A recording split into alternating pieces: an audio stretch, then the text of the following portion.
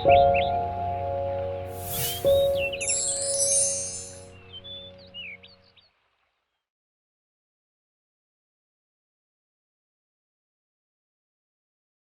오늘 빌립보서 말씀을 나누는데요.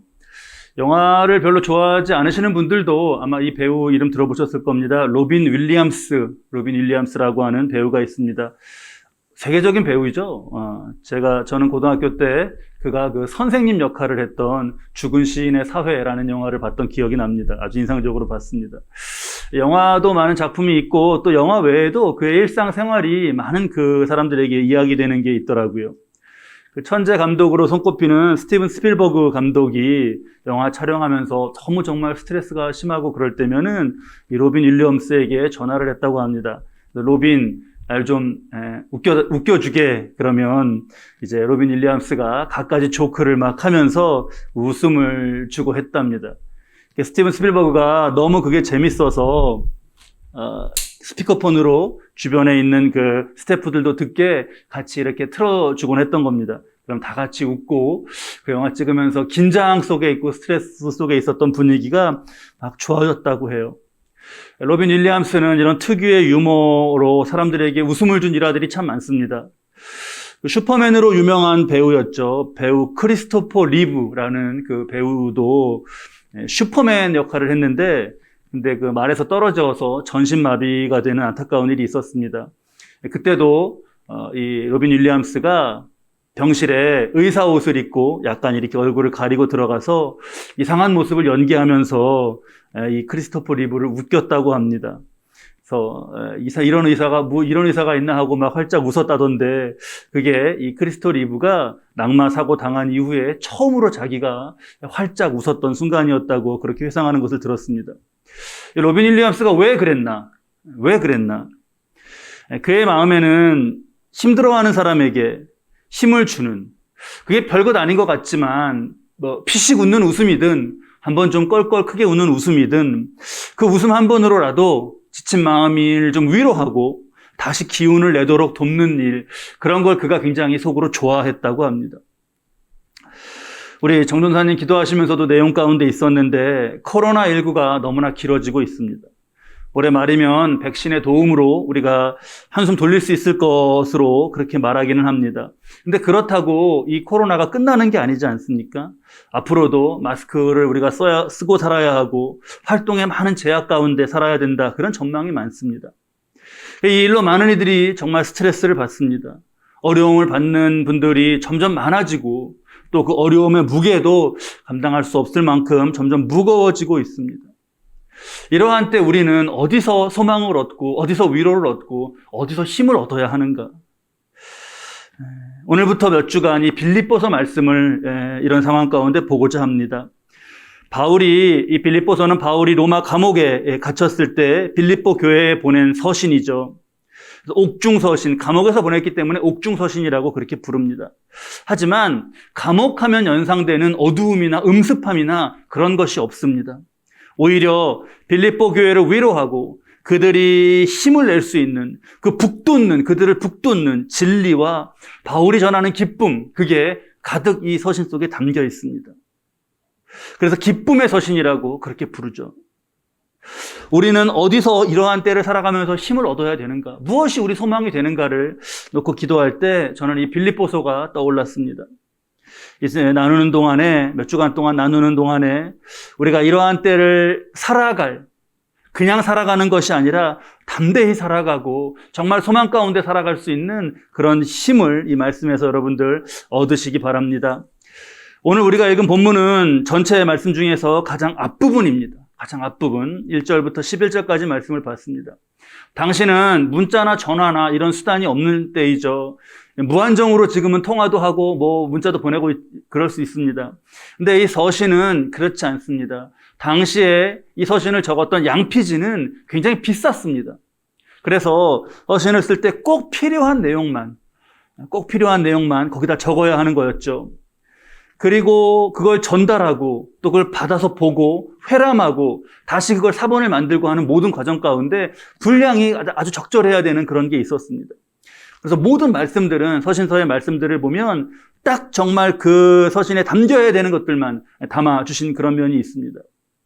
그 중에서도 이 첫 부분은 쓰는 사람에게 있어서나 또 이걸 받아서 정말 그 어떤 정말 말씀을 우리에게 주시는 건가, 첫 부분을 이렇게 보는 사람에게 있어서나 무엇보다 중요했죠.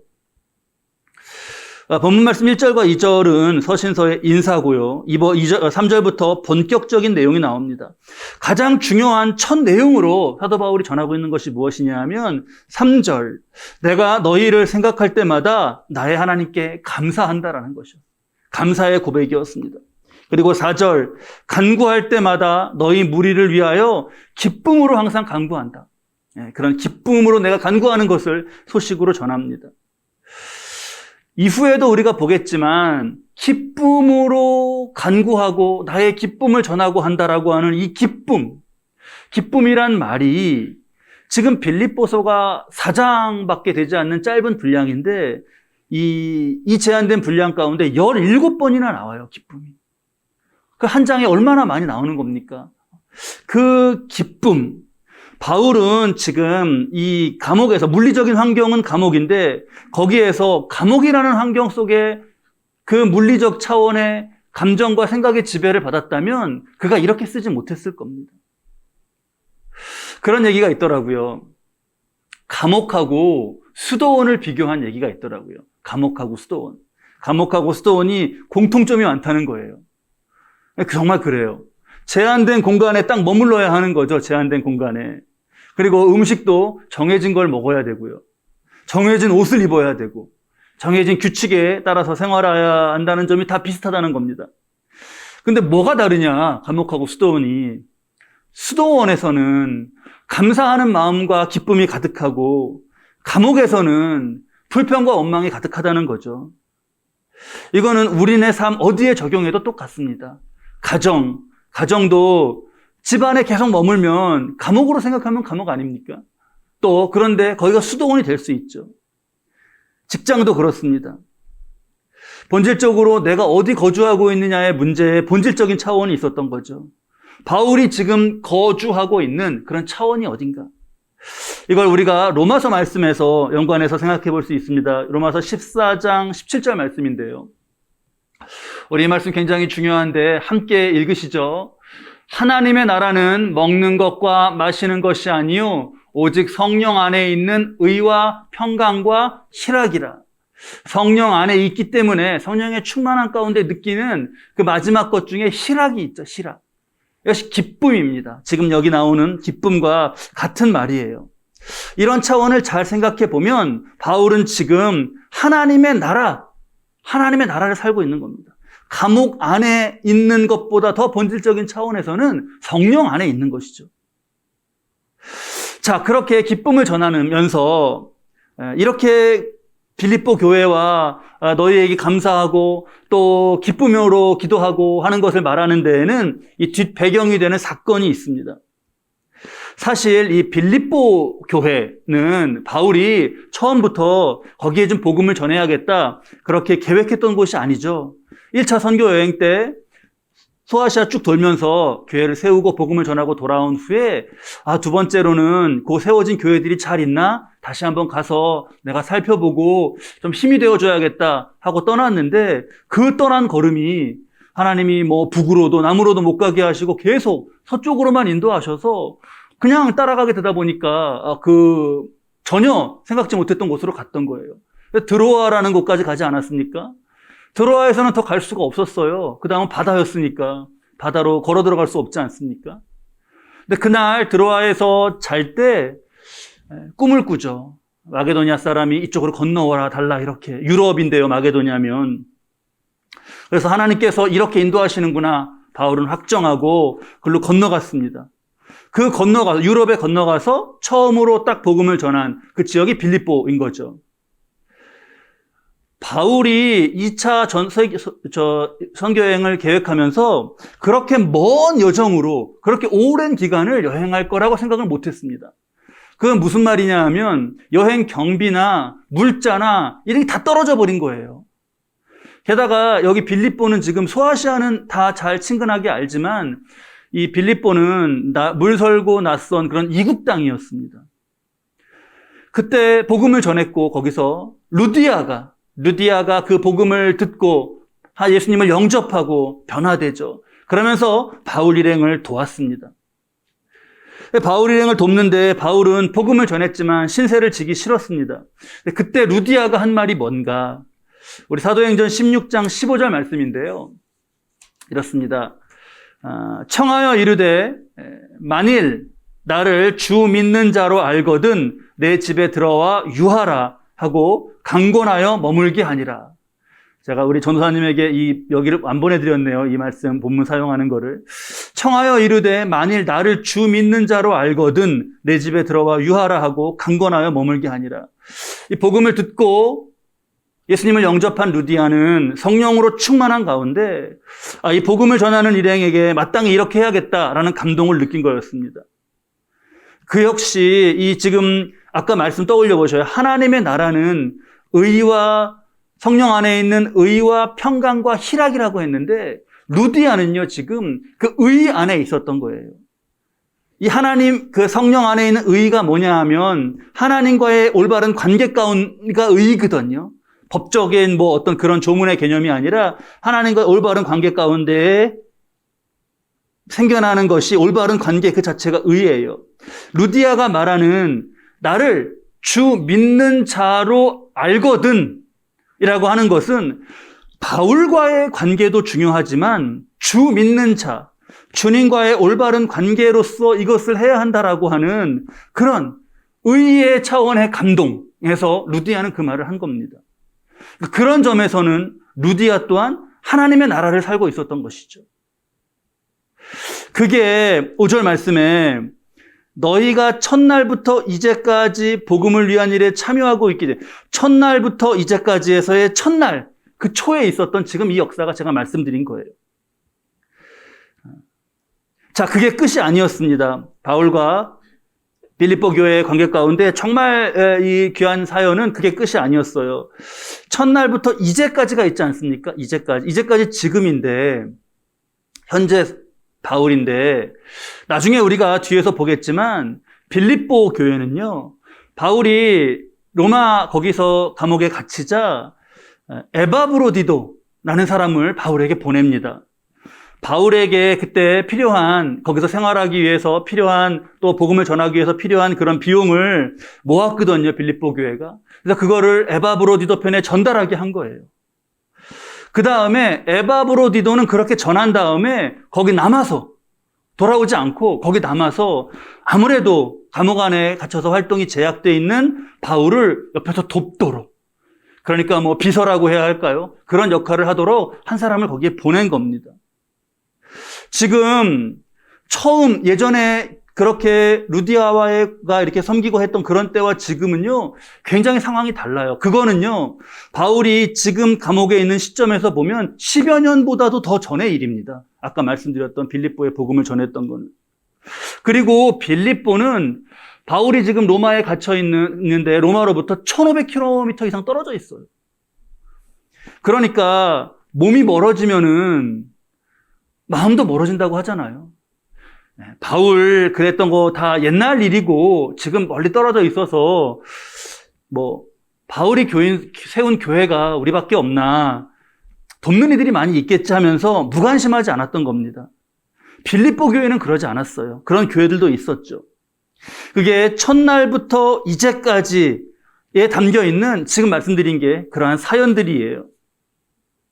근데 이 사연들, 말씀드렸던 이 사건들에 담겨있는 본질적인 의미가 그 다음에 밝혀지죠.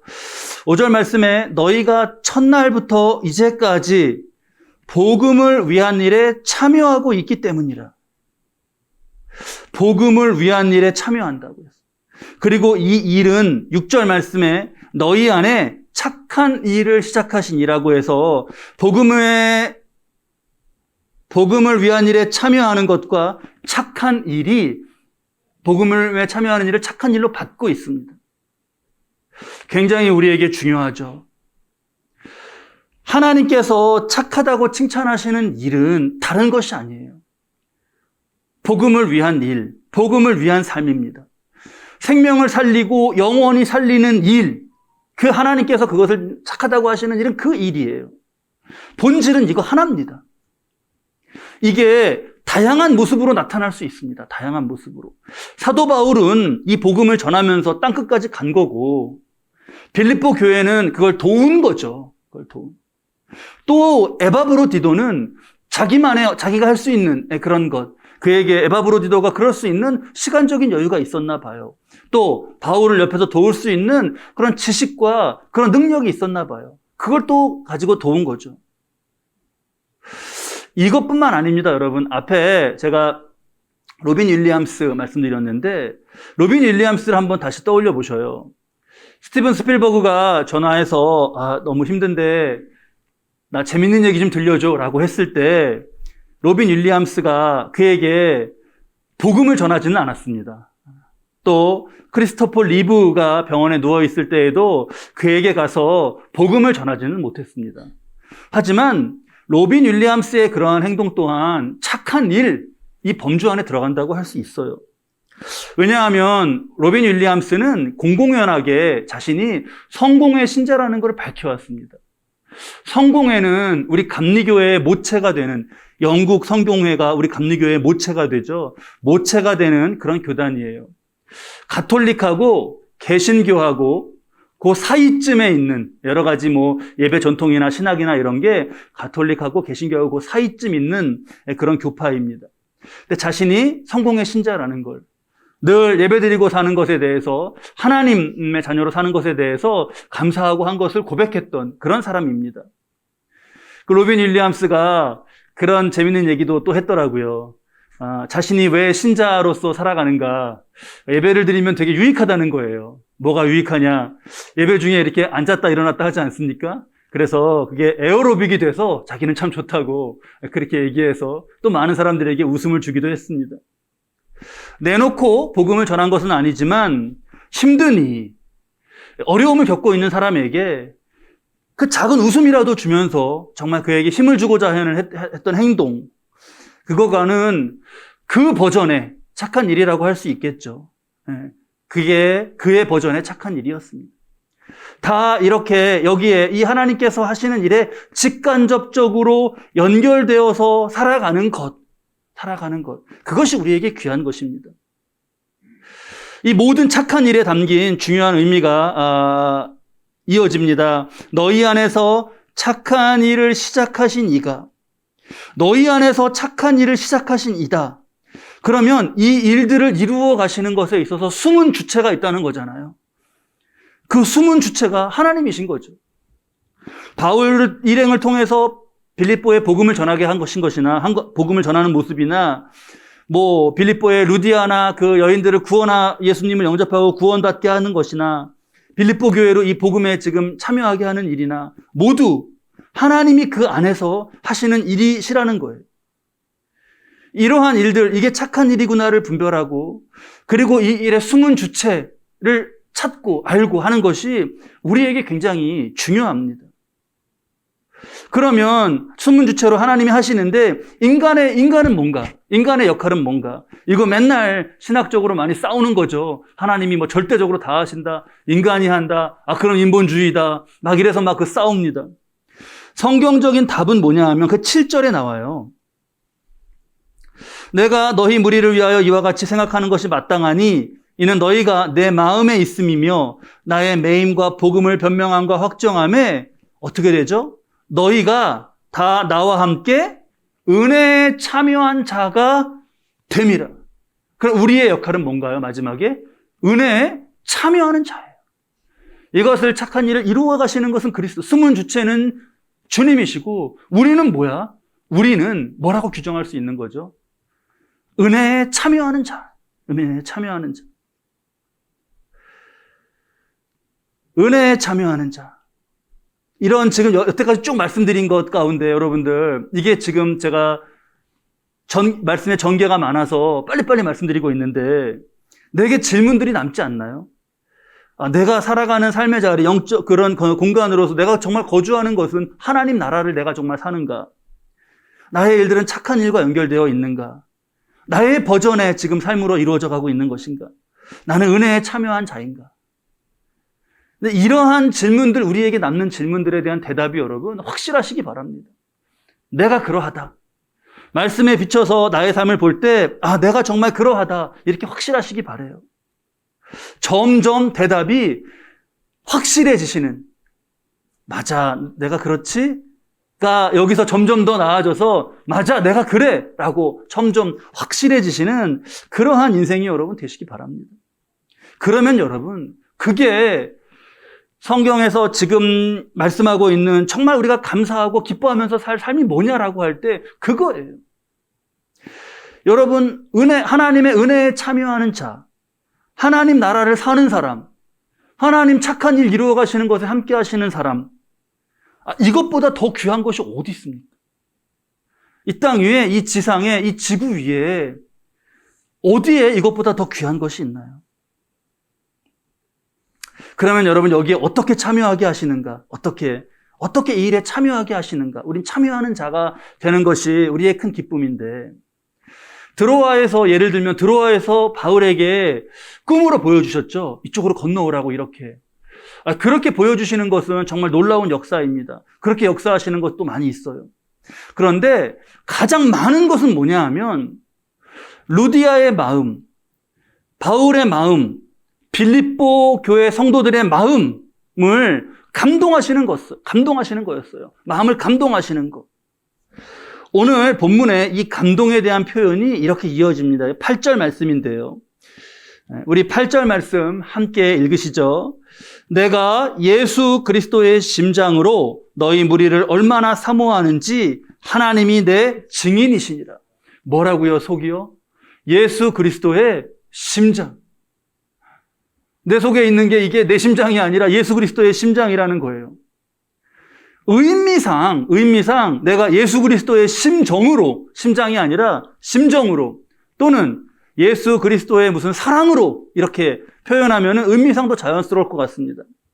그런데 성령께서 감동하신 단어는 그게 아니었어요. 스플라크논, 심장, 피가 들어왔다 나갔다 하면서 벌떡벌떡거리고 있는 우리 속의 이 심장, 그것이에요. 우리 성경 아주 그거 직역으로 잘 옮겼습니다. 이 속의 것, 이 감화와 감동, 이 바울은 빌립보 교회를 향해서, 빌립보 교회는 바울을 향해서, 에바브로디도는 에바브로디도를 또 그 마음속에서의 애정과 열정, 그것이요, 주님의 심장에서 나오는 것과 같은 것이라는 의미를 깨달을 수 있습니다. 바울의 그 속에서 주님의 심장으로 정말 이게 막 역사를 하니까 바울은 빌립보 교회를 생각하면서 감사하고 기뻐하고, 또 이들은 또 바울을 향해서 그렇게 했던 거예요. 성령의 감동은 이러했습니다. 제가 이거 말씀 묵상하면서 반대의 경우 생각해 봤어요. 반대의 경우. 이거에 반대가 있죠. 로마서 1장 28절 말씀에 보면은 그 마음에 하나님 두기를 싫어하는 그런 사람들의 모습이 나옵니다. 그들이 마음에 하나님 두기를 싫어했다. 이게 예수 그리스도의 심장과 대조되는, 반대되는 그런 의미로 다가왔어요. 그러니까 하나님도 그래, 하나님 두기를 그 마음에 싫어하는, 그렇게 내버려 두셨어요. 그래서 합당하지 못한 일을 막 합니다. 이어지는 게 뭐냐 하면 불의, 추악, 탐욕, 악의, 시기, 살인, 분쟁, 이런 말씀들이 28절 뒤에 이어져요. 그러다가 31절에 가면 이게 나옵니다. 31절 우리 한번 보여주시겠어요? 네, 저기 보면 우매한 자요, 배약하는 자요, 무정한 자요가 나와요. 예수 그리스도의 심장, 그것과 반대되는 것 아닙니까? 무정한 자라고 하는 거. 무정한 자.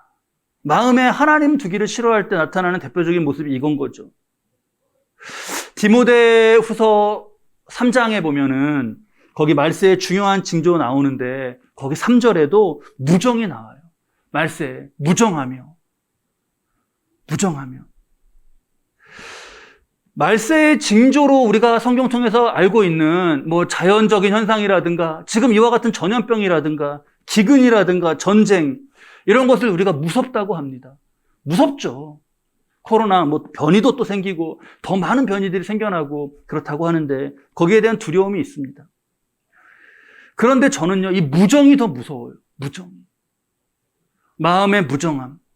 이거는요, 종말이 전 지구적으로, 전 우주적으로 오기 전에 그 마음에 먼저 종말이 와버린 것 아닙니까?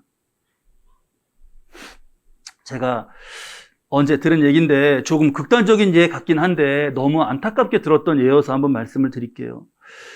그러니까 자녀들이 어리니까 그걸 기르느라고 쩔쩔 매는 거를 이제 보고 그래서 너무 안타까워서 그 남은 몇 시간이라도 가서 돕는다고 그런 얘기를 이렇게 나누시는 걸 들었습니다.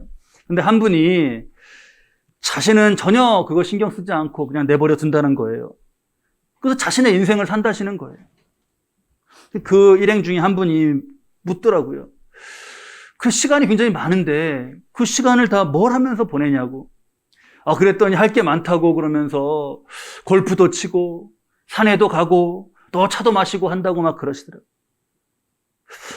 저는 너무 어떻게 저렇게 무정한가. 마음이 아팠어요. 자녀가 쩔쩔매고 있는데 거기 가서 이렇게 쳐서 그 구멍에 공이 들어가고 하면 굉장히 그게 기쁘고 막 할까요? 그게 그렇게 기쁠까? 더 제가 안타까웠던 건 그런 거를 되게 난 그냥 내 인생 살아라고 하는 거를 굉장히 자랑처럼 막 그렇게 얘기하는 거였어요. 너무 무정하게 느껴졌습니다. 자세한 상황은 다 모르겠죠. 내막과 그런 건 다 모르겠는데 그 말 자체는 너무 무정하게 느껴졌어요. 내 인생 산다. 나만을 위한 인생이라는 게 따로 있나요, 여러분? 다 관계 같은 거 아무 상관없고 나만을 위한 내 인생, 이게 관계 없는 거 없이 따로 그게 있나요? 자신이 아플 때, 자신이 정말 좀 도움이 필요할 때 다 주변에서 그렇게 말하면 그 말을 어떻게 들을까요? 극단적인 경우일 겁니다. 일반적이지 않다고 그렇게 믿고 싶어요. 그런데 우리 마음도 그렇게 무정해질 때가 참 많이 있어요. 근데 그거를 우리가 잘 분별해야 됩니다. 우리의 마음이 무정해질 때 그냥으로가 아니라 이러한 지금 착한 일을 이루어 가시는 하나님, 숨은 주체, 이러한 영적 정황 가운데 이 마음이 무정해져 간다는 것에 대해서 우리가 잘 진단을 해야 됩니다. 그러니까 예수 그리스도의 심장 우리가 잊지 말아야 되는 거죠. 저와 여러분이 이 예배를 드리는 거, 하나님의 자녀로 하나님 아버지라고 부르면서 나는 구원을 받았다는 기쁨 가운데 예배를 드리고 있는 것은요, 그것은 주님의 심장이, 우리를 향한 주님의 그 심정과 심장이 사무치시기 때문에 그랬던 거예요. 성부, 성자, 성령 하나님께서 서로 그냥 내비둬, 신경 쓰지 말고 내비둬, 이렇지 않아서, 마음이 그렇지 않아서입니다. 예수 그리스도의 심장으로 사모하는 마음, 그 마지막으로 무엇으로 이어지나요? 9절 말씀인데요. 8절 말씀 끝과 연결해서 읽으면 너희 무리를 얼마나 사모하는지 하나님이 내 증인이시니라. 9절이에요. 내가 기도하노라. 기도로 이어졌어요. 멀리 떨어져 1500km나 멀리 떨어져 있는데 바울이 무엇을 할 수 있나? 가장 중요한 거 기도할 수 있지 않습니까? 기도하노라. 무엇을 기도하냐? 너희 사랑을 지식과 모든 총명으로 점점 더 풍성하게 하사. 빌립보 교회에는 이런 사랑이, 지금 사랑 역사 숨은 주체 하나님께서 이들을 감화감동하시면서 이루시는 사랑의 역사가 있잖아요.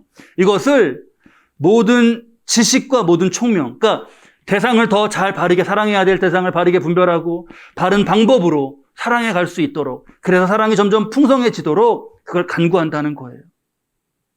그리스도의 날, 세상 끝날인 거죠. 그날까지 그렇게 살아갈 수 있기를 기도한다는 거예요. 이 기도 가운데 정말 사랑이 더 바울 자신의 사랑이 더 커져갔고 빌립보 교회도 사랑이 더 커져갔습니다. 그런 만큼 복음을 위한 일, 착한 일도 커져갔어요. 은혜에 참여하고 그것으로서 감사하고 기뻐하는 것도 더 커져갔습니다. 안에서 예수 그리스도의 심장이 뛰면서 예수님의 평안과 기쁨이 온몸으로 퍼져나갔어요.